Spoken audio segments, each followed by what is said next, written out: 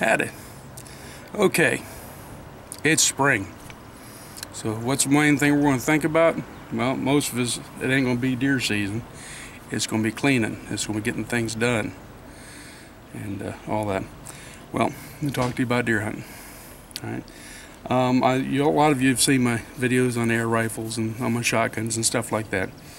But there's another aspect, and that's putting a large quantity of meat with one round in your house, in your home, the home front. And I went out and been looking at prices of new rifles, and they're way up there. I'm sorry, there's no way in God's green earth that the average person can afford $1,000, $1,500, sometimes up to $6,000 for the latest and greatest not rifles, but firearms. Okay, one of my favorite weapons I grew up with as a young man was an 8mm German Mauser, T98. My dad picked off the battlefield in Sicily during World War II. And I shot hogs and deer and all sorts of things with that rifle, along with 45-70s and stuff like that. And then, growing up, all my buddies were up buying Remington 700s and Winchester Model 70s and Seikos and all this, and well, they wanted to blow the money on it. That 8mm Mauser still put meat in the freezer. And after the war, a lot of veterans came home and bought old surplus rifles. Mausers they brought back. They picked up Springfields, 03s that they carried, and weapons worked fine. They sporterized a lot of them, and they did well. And there's still a lot of those rifles out there in the used section of your gun shops and the gun shows and private sales and stuff like that. And you can get them for $100, up to $400. And a lot of them, like this one here, picked up. This is a 98 GU Mauser. Okay, that's the action. Still rifled in 8mm, and it's a tack driving rifle. This right here, it's got a Mannlicher stock and European walnut all the way down the end. And this was picked up very inexpensively. It was gifted to me as a Christmas present, which I'm very happy for. And it's an excellent rifle. It was probably sporterized, I would say, in the 60s. Whoever did a beautiful job. And that right there will take everything in North America. Okay, the 8mm, which a lot of people, I've noticed a lot of people now aren't getting quite so much into because they're getting hooked into the latest and greatest, or staying with the .6, and the .6 is a good round. But the 8mm Mauser, or it's a 7-point, I forget what exactly the 7 points, but the 8mm, okay, it's a good round, very stout round. Now, if in the United States the round is not loaded to its maximum potential, American ammo tends to run in lines with a 30-30.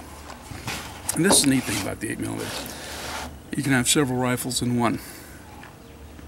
Using American ammo, you can do the same deer hunting that you would with a 30-30. If you went with, Winchester or Remington ammo or some of the others, that you get the same performance you would have a 30-30. But I have a bolt action rifle, so that's going to increase your accuracy. Out of a Spitzer round, which is going to increase your accuracy. Now, you go to Norma of Sweden, you go to Seller and Bellet of Czechoslovakia, you go to some of these European companies and you buy their 8mm. Their 8mm is loaded the way 8mm should, in which case you're rifling the 30-06. For your elk, your moose, your bear, your big game, your bigger big game, it does the job. It does the job right nicely. So think about it. Other rifles to think about for surplus, whether they be spoolrized or not, besides the Mauser. And Mauser's not just an 8mm, it's 7mm, 6.5. You've also got the French Moss. Okay, like people say, dropped only once, except probably the Legion. They didn't drop nothing, except the enemy. But you also have the Carconos. Carcono makes a sweet little deer rifle, especially in closer quarters. The Arisakas, I've known guys who've taken moose up in Canada with Arisakas.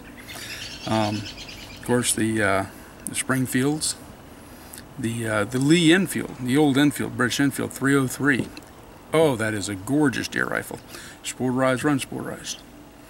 And you can get these rifles for, like I said, $100 to $400. Whether spoolrized or not, you can work some really good deals. I looked online, and a brand new Mauser, a brand new, latest and greatest Mauser, and that Mauser still makes rifles, okay, are going from around $4,200 to over $6,500, what I've stumbled across. And I'm sorry, but this cracker can't afford that. So I'm sure a lot of y'all can't either, otherwise I don't think you'd be watching my videos. But these rifles are very efficient, they're very accurate. The neat thing about getting the surplus battle rifles still unspoolrized is they're built to take a beating. Unlike a lot of modern,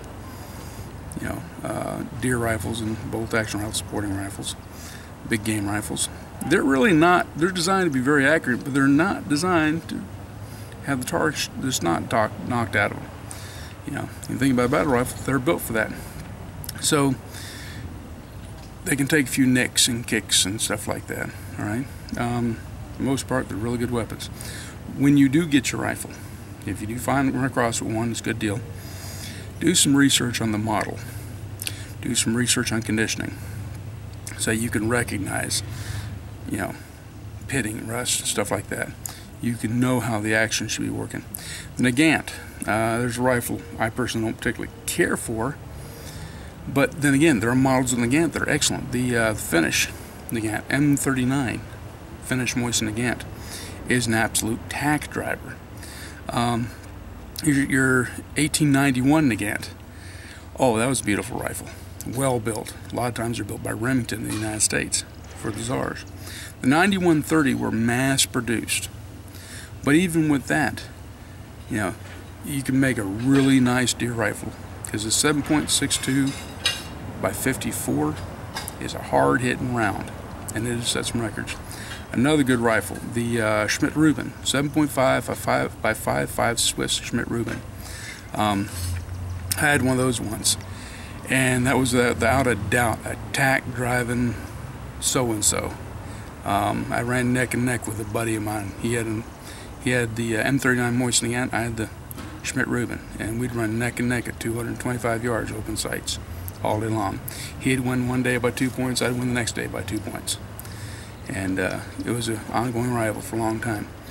So these rifles are all good, and they can all be had at very inexpensive prices, very reasonable prices. You get one of these rifles, you clean it, take good care of it, you get the ammo matching your game for what you want to do, and not only can you hunt the rest of your life with that rifle, you can hand that rifle to your children and your grandchildren as they come of age, and they can hunt with Paul's rifle, Grandpa's rifle, great-grandpa's rifle even. So they're a very good investment for a low amount of money. Think about the amount of game that they can put in your freezer and how much healthier you and your family can eat. All right, think about that. The ammo I got here for this one, just for sighting it in, is made by PPU, and these are nozzle tipped boat tail Spitzer rounds, full metal jacket, and this is just for sighting in the scope. That's all this is really for.